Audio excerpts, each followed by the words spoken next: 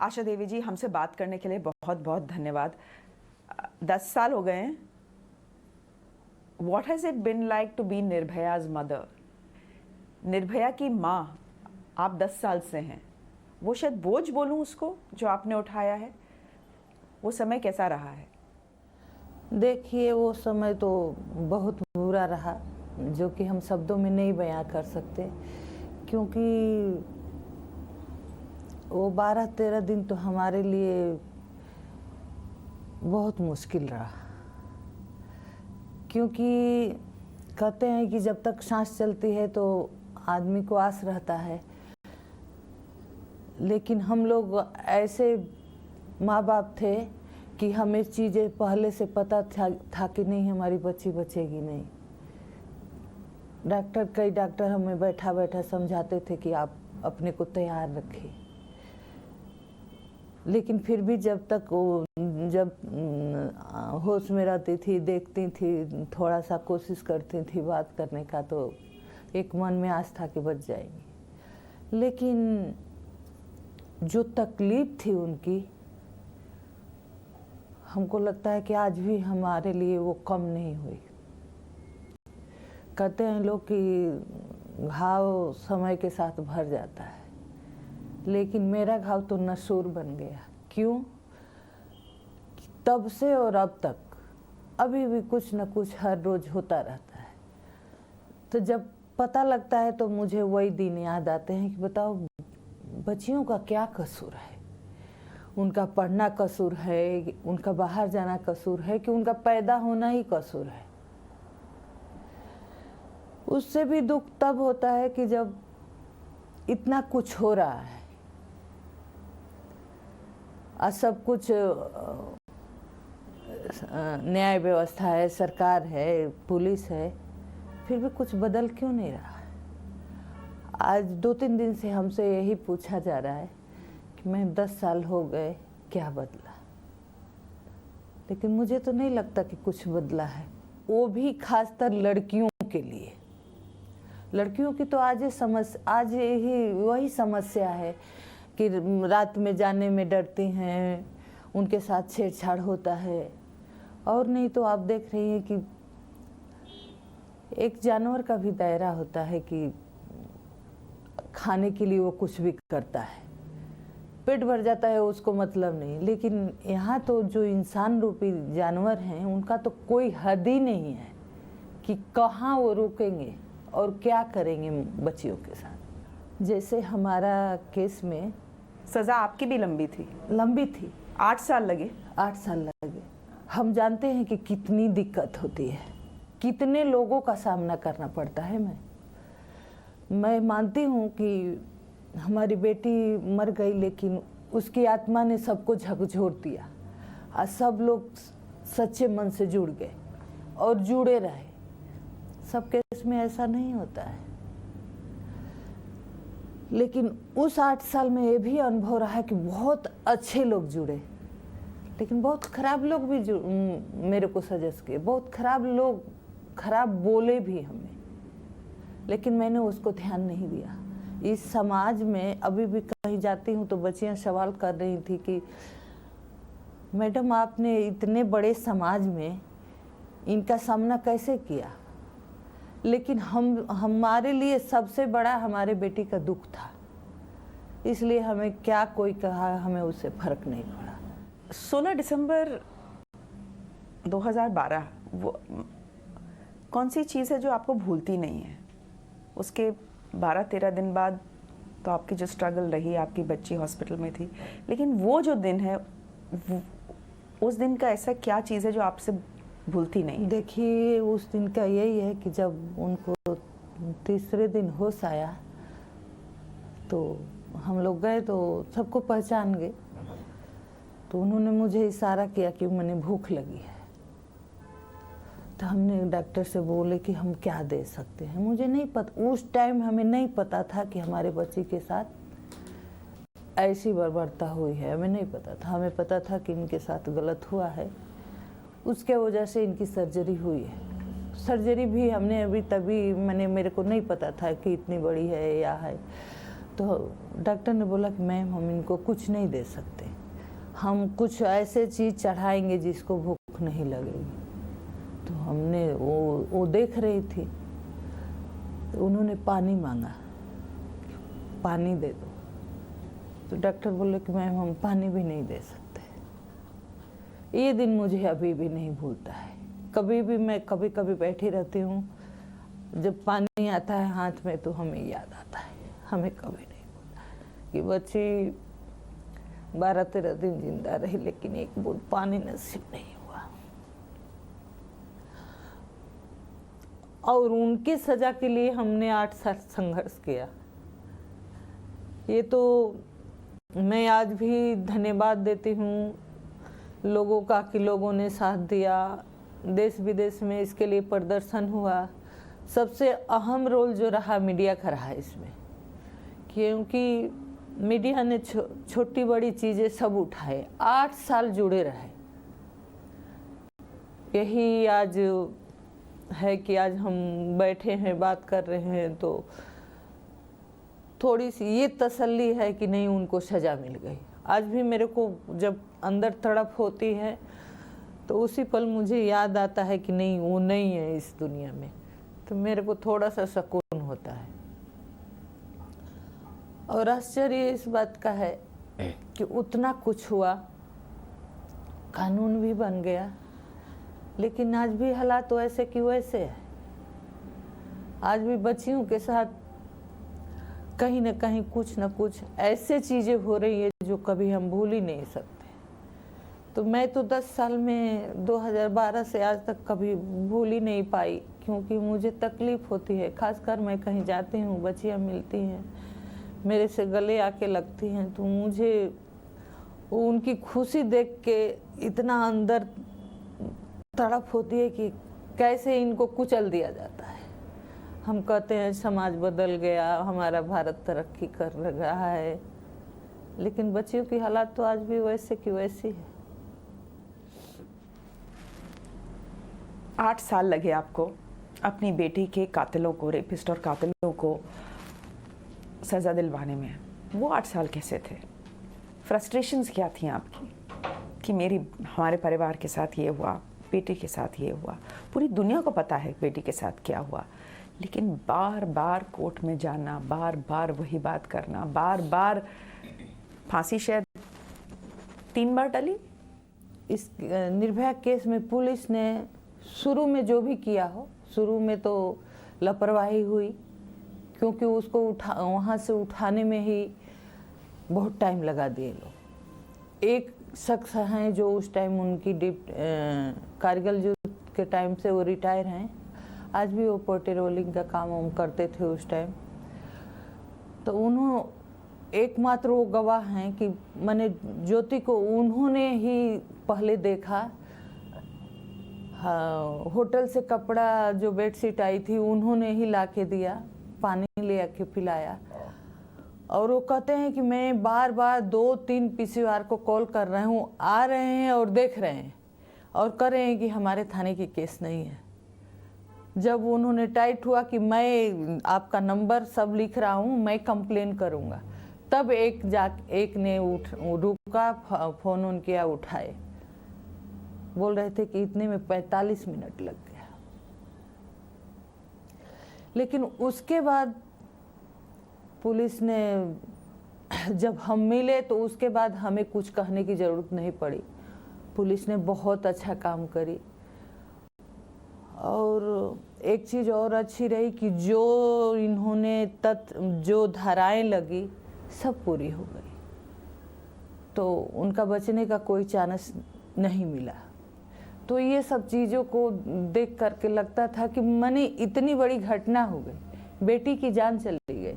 हमें इनके सामने कहना पड़ता है कि नहीं इन्होंने किया है, ऐसे किया है, ऐसे किया। तो 8 साल बहुत मुश्किल रहा, खासकर 1 साल तो बहुत मुश्किल रहा जब उनका फांसी का वो था, क्योंकि बार बार टलता रहा। उसमें पता लगा कि हम कहते हैं कि नहीं मर्डर में फांसी दी जाती है, लेकिन फांसी दी जाती है, फांसी होती नहीं है। क्योंकि फांसी के लिए जो वो जेल वेलमल बना है वो तो सिर्फ और सिर्फ उनके लिए बना है। जब हमने अपील की तो जज साहब ने क्या कहा कि उनका अधिकार है, आके वो रिव्यू करेंगे, क्यूरी करेंगे। हमारा कुछ भी नहीं। हमको तो उन्होंने एक बार कह दिया कि आप नहीं डाल सकते, अपील नहीं कर सकते। फिर वो हमको वापस कर दिया। फिर उन्होंने बात की, फिर हम दोबारा गए तो पीपी ने साइन किया, बोला कि हाँ हम कर सकते हैं। तब हमारी अपील ली गई। वो उन्होंने गुनाह किया था। हम इंतजार कर रहे थे कि उनका अधिकार खत्म हो तो हमें इंसाफ मिलेगा। ये हमारा कानून है। जो दिल्ली जेल मिलवल है, आप मैडम वहाँ, आप लोगों को तो सब कुछ पता है, वो सिर्फ और सिर्फ उनके लिए बना है। 10 साल 15 साल आप लगाते हो कोर्ट में और उसका फायदा मुजरिम को देते हो कि 10 साल लग गया, 15 साल लग गया तो इनको इसका फायदा मिलेगा। आपने ऐसा जेल मिलवल क्यों बनाया है? तो निर्भया के केस में फांसी तो हुई, लेकिन उसके माध्यम से चीजें एकदम सामने आ गई। लेकिन 3 साल 20 में फांसी हुई थी, 22 खत्म होने वाली है। क्या उस पर किसी ने बात की? क्या हमारे दिल्ली सरकार ने उस जेल को बदलने की कोशिश की? तो मुझे तो लगता है कि जो भी कानून है, ये बड़े लोगों ने, चाहे कोर्ट में हो चाहे पार्टी में हो, ये अपने लिए उसको घुमा घुमा के संशोधन करके अपने लिए बना रखा है कि क्योंकि ज़्यादातर लोग इनके में ऐसे ही हैं तो किसी न किसी तरह से बच जाएं। एक जिसको फांसी नहीं लगी वो नाबालिग था। He is walked out of jail. और अब बात चल रही है देश में कि नाबालिग हो, लेकिन अगर किसी इस तरह के गंभीर अपराध में हो तो उसको बालिग की तरह ही ट्रीट किया जाए। और ये बात निर्भया के केस से ही स्टार्ट हुई थी। लेकिन जिस दिन आपको पता चला कि वो लड़का बाहर रिफॉर्म हाउस से चला गया है, आप क्या सोच रहे थे अपने मन में? उसके बारे में आपके क्या ख्याल है? घर में रहती नहीं थी, दर दर भटकती रहती। प्रधानमंत्री से मिले, वो कानून मंत्री से, मुझे बता नहीं सकते कि हम किसके में। जब कुछ नहीं रास्ता मिला तो हमने जंतर मंतर पर, इंडिया गेट पे, मैं तो वो मजनू का टीला में रहता था। हालांकि जब हम वहाँ गए, प्रदर्शन कर रहे थे मजनू के टीला पे, तो हमें वहाँ पे किसी ने बताया कि मैम आप यहाँ क्यों सिर मार रहे हो, यहाँ है नहीं वो। यहाँ से वो एक दिन पहले हम कर रहे थे, वो 20 को कि कौन से डेट को छूटा था, एक दिन कि मैम उसको पहले यहाँ से निकाल लिया गया है कि वो यहाँ नहीं है, या उन्होंने हमको हटाने के लिए बोला हो या कुछ भी। तो मैंने तो सुप्रीम कोर्ट में तक मैंने अपील करी अपना वकील करके। हेमन हिंगुरानी है उनका नाम है, उनकी बहन का नाम मैं भूल गई, हेमन हिंगुरानी, और उनका भी नाम, उनके पापा भी सुप्रीम कोर्ट में वकील थे, भाई बहन दोनों जाने हैं। सुप्रीम कोर्ट ने हमें कहा कि आप हमको, हमारे पास कोई सज़ा नहीं है, आप कानून बना के आइए। उस टाइम यही हमें कहा गया। उसको छोड़ के राज्यसभा में मैं गई थी, राज्यसभा में पास हो, लेकिन फिर भी मेरे से पूछा गया कि अब तो वो छूट गया है या कानून बदल भी जाएगा तो उस पर लागू नहीं होगा। लेकिन मेरा तो ये था कि हमारी बच्ची तो दुनिया में नहीं है, नहीं आएगी, लेकिन और बच्चियों के लिए काम होगा। लेकिन तब से और अब तक कितने नाबालिगों के साथ रेप किए, क्या किए, किसको सजा मिली? जो हमारे केस में नाबालिग है आज भी जिंदा है। मुझे कहीं से फ़ोन आता है कि यहाँ है वहाँ है, लेकिन मैं तो नहीं जानती हूँ कि वो कौन है, कैसा है। अगर हमारे ही बीच में आके हमें ही कुछ कर दे या किसी बच्ची को कुछ करे तो किसी को पता है कि ये कौन है? नहीं है। तो ये हमारा रूल ऐसा क्यों है? एक केस हो जाती तो चलो कहते कि चलो भाई एक केस हो गई, कोई बात। हजारों हजार केस हो रही हैं, आप नाबालिगों को ऐसे कैसे छोड़ रहे हो? जो 17.5 साल का बच्चा आप कह रहे हो कि वो बच्चा है, और वो इंसान ऐसी हैवानियत कर सकता है, वो कभी भूलेगा? खुद नहीं करेगा, किसी और से कराएगा? नाबालिगों को सजेस्ट करेगा कि नहीं आप करो, हम तो इतने बड़े केस में बाहर हैं, तो आप कैसे अंदर हो सकते हो? तो ये कोर्ट को, सरकार को सोचना चाहिए कि हम समाज में क्या दे रहे हैं। जिस तरह से ये 3 मुजरिम 9 को छूटे हैं, 9 एक की 11 उससे पहले बक्सी बानों में छोड़े गए थे, उनको माला पहनाया गया था। आप समाज में क्या संदेश दिए? उनके घर वाले माला पहनाते तो कहते कि चलो भाई उनके घर के इंसान हैं, उनके बेटे हैं, भाई हैं, आए हैं, चलो परिवार था। आप एक MP MLA हो के समाज के लिए MP MLA बने हो, समाज में क्या दिखा रहे हो? रेपिस्ट कभी नहीं सुधर सकता, उसकी मानसिकता कभी नहीं सुधर सकती, कभी नहीं। जो मेरा अनुभव है, मैंने 8 साल देखा है, मैंने कभी उनके नज़रों में पछतावा नहीं देखा, कभी नहीं देखा, बल्कि उन्होंने हमें कोसा, उनके माँ बाप ने हमें कोसा कि हमने गलती की। एक सीनियर लॉयर थी इंदिरा जयसिंह, नहीं हाँ, इंदिरा जयसिंह, उन्होंने कहा, आप लोगों से अपील की कि जिस तरह से सोनिया गांधी ने और प्रियंका गांधी ने राजीव गांधी के कातिलों को माफ़ कर दिया है, आप भी अपनी बेटी के कातिलों को और रेपिस्ट को माफ़ कर दें। आपको आप शॉक्ड थी? आपको गुस्सा आया? मैंने गाली भी दी चैनल पे उनको, मैंने गाली भी दी। अब मैं उससे पहले उनसे कई बार मिल चुकी थी, कई प्रोग्राम में उनको बुला चुकी थी, मैं बहुत इज्जत करती थी, लेकिन जो शब्द उन्होंने ये उठाया, मैंने उनको उल्टे सीधे बोले, क्योंकि ये तो उसी टाइम हमें अनुभव हुआ। क्योंकि जब उनके मैंने पहले बोला कि फांसी दी जाती है, होती नहीं है, लेकिन अचानक से जब उन लोगों को लगा कि अब डेट पड़ गई तो फांसी हो जाएगी, तो मेरे पीछे से 4 औरतें उतर गई, जिसमें इंदिरा जयसिंह भी हैं, एक बिंदा ग्रोवर थी, अंबिका सोनी थी, एक पटना की थी। वो लोग के कह रहे हैं कि मैंने ये इस पे गलत इल्जाम लगाया गया है, इनकी मर्जी गलत है। कोर्ट ने उनसे कहा, जो एक कोर्ट में वो थी मैडम थी कोई, उन्होंने कहा कि आप कोर्ट में कितने बार आए हो, कितना इस कोर्ट के स्टडी करे हो केस को? उन्होंने कहा कि हम पहले बार आए हैं। तो हमने कहा, तब कहा कि फिर सुप्रीम कोर्ट के फैसले को क्यों गलत कह रहे हो, मर्सी को क्यों गलत कह रहे हो, आप केस को स्टडी। अब मैं उनसे आपके चैनल के माध्यम से पूछना चाहती हूँ कि जो कल बच्ची के साथ हुआ है, एसिडिटी पड़ा है, अगर किसी तरह बच भी गई, उसका क्या होगा? अब उनका मानव अधिकार कहाँ है? जब बच्चियां रोड पे कुचली जाती हैं, 35 टुकड़ों में बांटी जाती हैं, तब मानव अधिकार कहाँ रहता है? और जब फांसी का टाइम आता है तो मानव अधिकार रात में कोर्ट खुलवा देता है कि नहीं, उनका अधिकार है।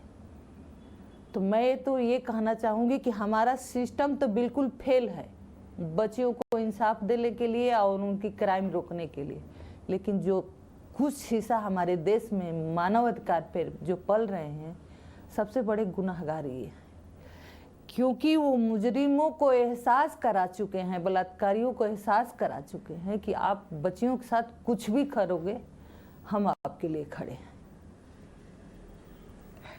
ख़त्म करने से पहले मैं आपसे जानना चाहूँगी कि ज्योति निर्भया कैसे बन गई?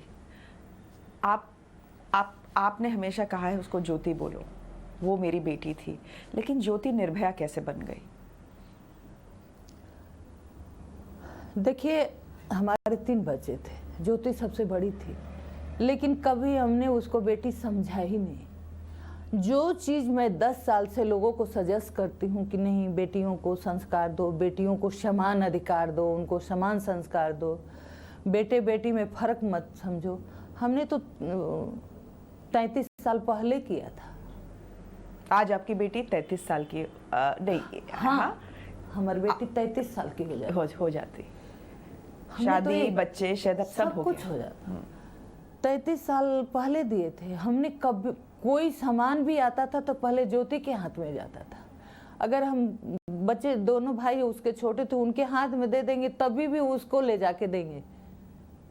अगर एक टॉफी घर में आती थी तो हमारे वो तीनों बच्चे खाते थे। ऊपर से हमें भी ले आएंगे कि ले लो। हमने तो ऐसे बच्चों को संस्कार दिए थे। लेकिन ज्योति को निर्भया हमारे समाज के जो लोग मानसिकता है उन्होंने बनाया, उन्होंने उसके साथ बर्ता की और समाज ने निर्भया नाम दिया।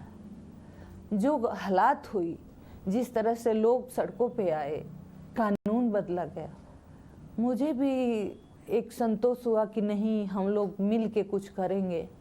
हमने बल्कि बेटी के नाम से एक निर्भया ज्योति ट्रस्ट भी रजिस्टर्ड कराया कि हम इसी के माध्यम से लोगों को जोड़ के हम लोग इस पे काम करेंगे। लेकिन आज हालात क्या है? आज तो हम कभी कभी सोचते हैं कि ये तो लगता है कि ख़त्म ही नहीं होगा कभी। तो बहुत मुश्किल है मैम। मैं तो ये इसीलिए आवाज़ उठाती हूँ क्योंकि मैंने ज्योति को कहा था।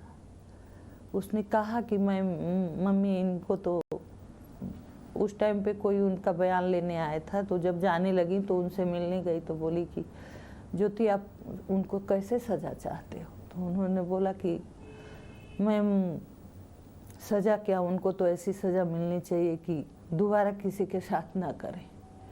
उनको तो जिंदा जला देना चाहिए, उनके बयान में है। तो बहुत चीज़ें हैं मैम, नहीं भूलता है और शायद कभी भूलेगा भी नहीं।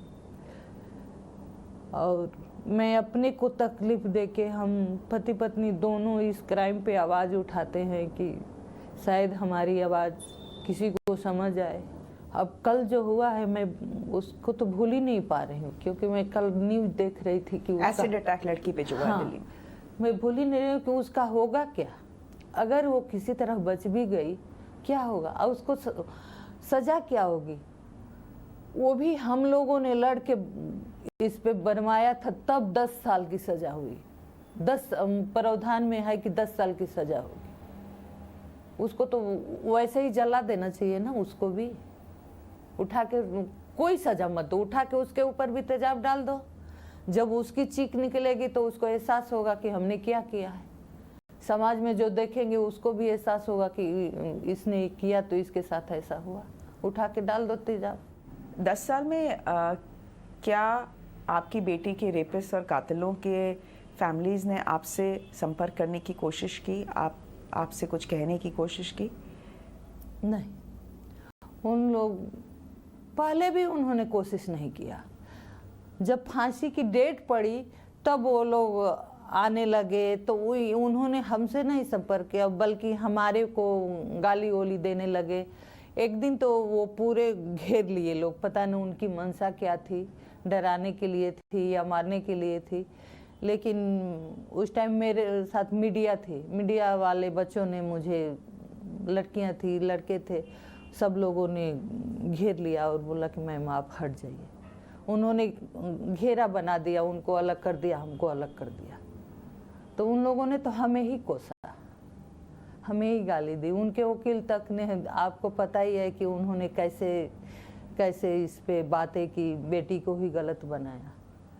तो उन्होंने कभी संपर्क, यही तो मानसिकता की बात है। आपको सब चीज़ें पता है, आपको पता है कि बेटे ने गलत किया है, फिर भी आप, ठीक है आप बेटा है, आप बचाने की कोशिश करिए, लेकिन किसी पे थोपने की तो ज़रूरत नहीं थी ना कि हमको गाली दो, हम आपके खिलाफ लड़ रहे हैं तो हमको गाली दो, हमको नुकसान पहुंचाने की कोशिश करो। उस टाइम तो मैम हालात ऐसी थी कि घर तक लोग पहुंच गए थे कि मैंने उनको माफ़ कर दो, हम यहाँ आ गए। हमने कहा कि देखिए मैं कोर्ट में लड़ रही हूँ और कोर्ट में आप भी जाइए, हमारे घर में कोई फैसला नहीं है।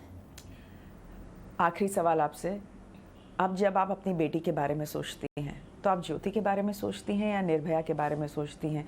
क्या सिर्फ आप अपनी बेटी को उस हॉस्पिटल बेड में जब सोचती हैं उसके बारे में सिर्फ हॉस्पिटल बेड पे सोचती हैं, या अच्छा समय जब आपकी वो गोद में थी, पढ़ रही थी, वो समय भी याद आता है? देखिए, मैं अगर सच बताऊं तो वो समय बहुत कम याद आता है। जब उनके साथ घटना हुई वो 23 साल की थी। 23 साल में उन्होंने 5 साल देहरादून में बिताया था, क्योंकि वहीं से वो पढ़ाई कर रही थी। लेकिन जो ये 2012 के बाद की चीज़ें मुझे याद रहती है, चाहे बार बार वो ही याद आती है, वो 23 साल की बहुत कम आती है। क्योंकि वो जो 12 दिन की तस्वीर है ना उनकी, वो दिमाग में, आंखों में ऐसे बैठी है कि पीछे जाने ही नहीं देती। आशा देवी, हमसे बात करने के लिए बहुत बहुत धन्यवाद। आपकी हिम्मत से बहुत लोगों को हिम्मत मिली है। Thank you very much. नमस्कार। मैं इस चैनल के माध्यम से एक चीज़ रिक्वेस्ट करना चाहती हूँ समाज से, सरकार से और ख़ासकर सुप्रीम कोर्ट से, कि जो 7 नवंबर को जो फैसला आया है, नए जस्टिस साहब आए हैं, उस फैसले को रिव्यू पड़ी हुई है, दोबारा से इस पे जांच करें और उसके बूढ़े माँ बाप को इंसाफ मिले और उनको सज़ा मिले। नमस्कार। धन्यवाद।